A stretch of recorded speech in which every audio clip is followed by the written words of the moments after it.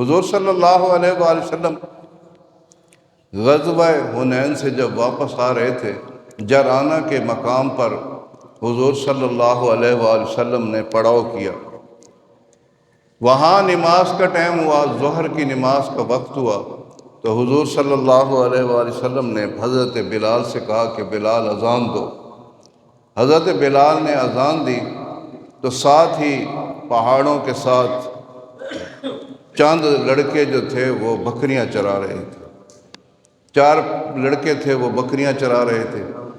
جب حضرت بلال نے اذان دی تو ان لڑکوں نے حضرت بلال کی نقلیں اتارنی شروع کر دی، تو حضور خود سماعت فرما رہے تھے۔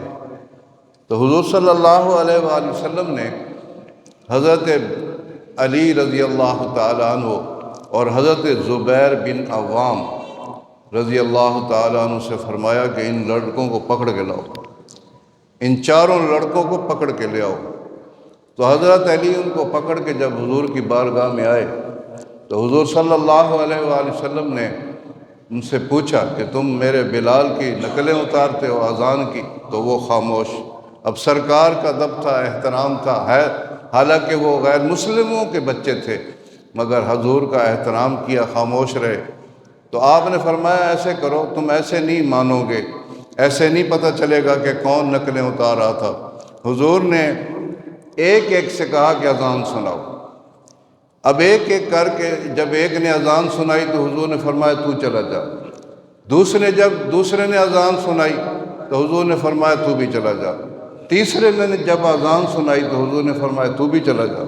اب چوتھے جو تھے وہ حضرت معذورہ رضی اللہ تعالیٰ عنہ وہ تھے، تو وہ بھی نوجوان لڑکے تھے۔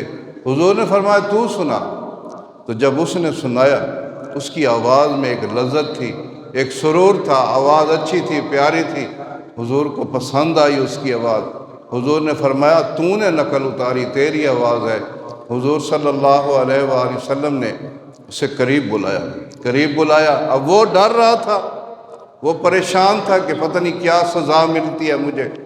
تو حضور نے اس کے سر پہ جو پٹکا باندھا ہوا تھا امامہ شریف، وہ اس کے سر سے اتارا، اس کے سر پہ ہاتھ پھیرا، پھر اس کے سینے پہ ہاتھ پھیرا، اور پھر اس کے لیے دعا کی کہ یا اللہ اس کو ہدایت عطا فرما اور اس کو کلمہ نصیب کر، اسے مومن بنا، اس کے دل کو بدل دے۔ جب حضور حضرت معذورہ رضی اللہ تعالیٰ عنہ فرماتے ہیں ابھی حضور کی دعا مکمل نہیں ہوئی تھی تو میں نے کلمہ پڑھنا شروع کر دیا، میں کلمہ پڑھ کے مسلمان ہو گیا۔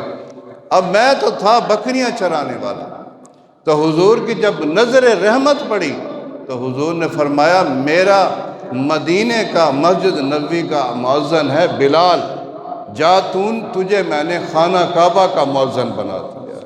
حضرت معذورہ کو خانہ کعبہ کا مؤذن بنا دیا۔